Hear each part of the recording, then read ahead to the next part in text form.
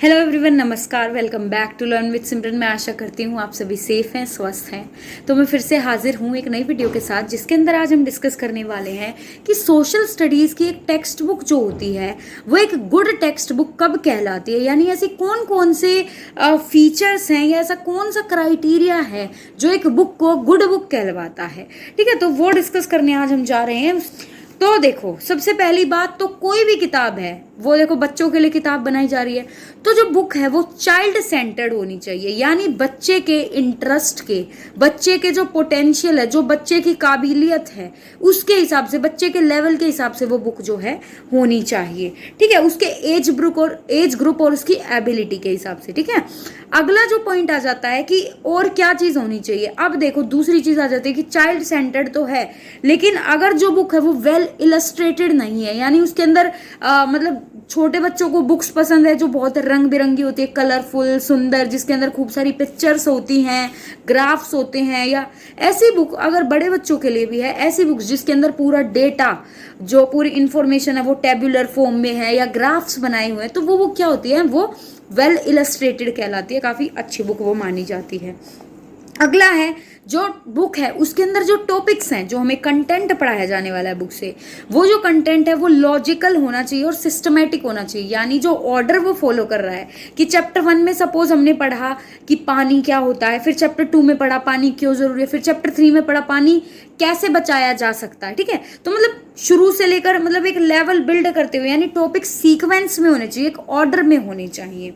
अगला पॉइंट जो आ जाता है वो है language should be simple and clear. अब बच्चों के लिए बुक है, सोशल स्टडीज की बुक है, तो उसकी लैंग्वेज टिपिकल ना हो, आसान सी भाषा हो, सीधी सादी सी भाषा हो, जिसको बच्चे खुद भी पढ़ करके समझ सकें।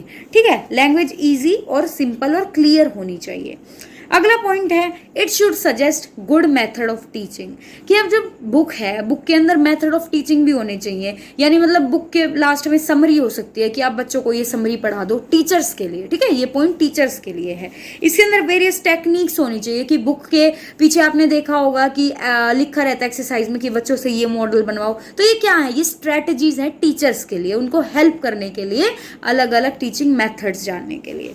अगला पॉइंट आ जाता है, जो बुक है, टेक्स्ट बुक है, वो क्या होनी चाहिए, वो उसकी कॉन्स्टेंटली रिवीजन और मॉडिफिकेशन होनी चाहिए। यानी कि जो बुक है वो रिवाइज्ड होनी चाहिए, लेटेस्ट वर्जन उसका होना चाहिए। यानी मान लो कि पहले एक बुक है, उसके अंदर जनसंख्या लिखी है, मान लो पहले जनसंख्या कुछ थी, अब जनसंख्या बढ़ करके और कुछ हो गई है, तो बुक्स को अगर हम रिवाइज करेंगे, बुक्स को अगर मॉडिफाई करेंगे, तो जो डेटा है, जो इंफॉर्मेशन है, वो करेक्ट होगी, वो आज के हिसाब से होगी। ठीक है, तो इसलिए जो बुक्स हैं उनको मॉडिफाई करना, उनको रिवाइज करना बेहद जरूरी है।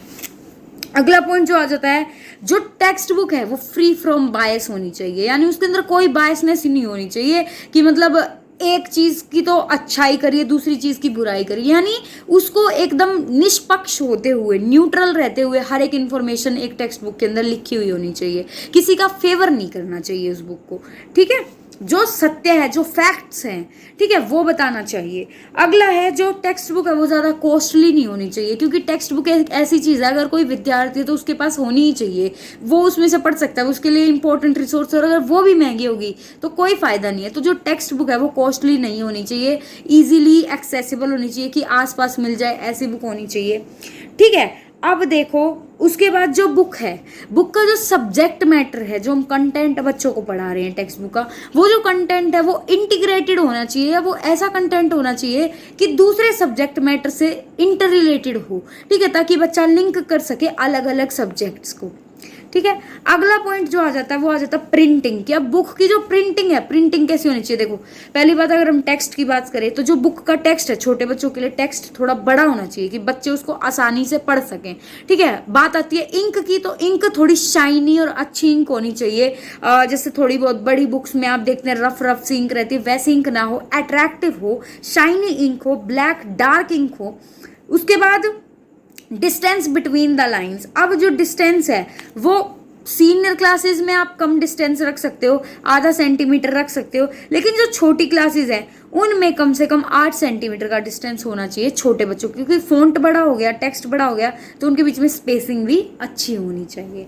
उसके बाद प्रिंटिंग जो है वो करेक्ट होनी चाहिए, अच्छी प्रिंटिंग होनी चाहिए, एरर्स ना हो, कि क्योंकि छोटे बच्चे जो होते हैं उनकी जो बुनियाद होती है, मतलब बच्चों की जो पढ़ाई की बुनियाद होती है वो बचपन से ही होती है। अगर वो बचपन में ही कोई चीज़ गलत सीख रहे हैं, अगर बच्चों ने मान लो मैंगो की स्पेलिंग सीखी है, या सपोज फरवरी की स्पेलिंग में बहुत बच्चे गलती करते हैं, अगर बुक में ही फरवरी की स्पेलिंग मिसप्रिंट होगी, गलत होगी, तो बच्चा उसको पूरे जीवन भर उसको गलत जो है पढ़ता रहेगा, गलत सीखता रहेगा।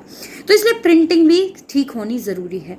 अगला पॉइंट आ जाता है, जो टेक्स्ट बुक हैं वो फ्री फ्रॉम इंडोक्ट्रिनेशन होनी चाहिए, यानी कि जो टेक्स्ट बुक है उसके अंदर कोई भी बायस्ड कमेंट्री ना हो, यानी कि किसी भी एक पक्ष की तरफ झुका हुआ कोई भी बयान ना हो किसी बुक के अंदर, ठीक है। उसके अंदर केवल फैक्ट्स हों कि भाई उस टाइम पे ये हुआ था, ऐसे हुआ था। उसके अंदर किसी एक पर्सन को अपने व्यूज बुक टेक्स्ट बुक के अंदर, अच्छी टेक्स्ट बुक के अंदर नहीं देने चाहिए, ठीक है।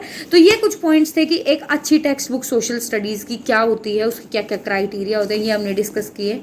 आई होप आपको समझ आए होंगे। Thank you so much for watching. Please do like, share and subscribe to my channel, and you can also comment down below if you feel anything. Thank you so much for watching.